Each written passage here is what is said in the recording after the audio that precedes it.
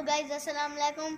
आज मैं आपको मिलवाऊंगा अपने नए तोते से। ये है नया तोता। आज मैंने मुश्किल से बंदे से ये नया तोता लिया।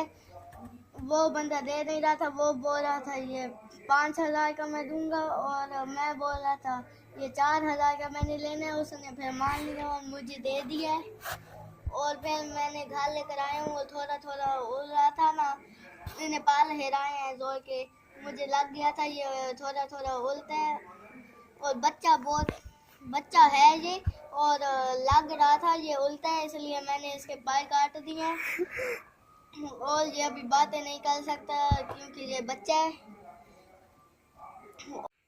सो गाइस, कैसे लगा आपको मेरा तोता? कमेंट में आपने मुझे ज़रूर बताना है। ओके, अल्लाह हाफिज़।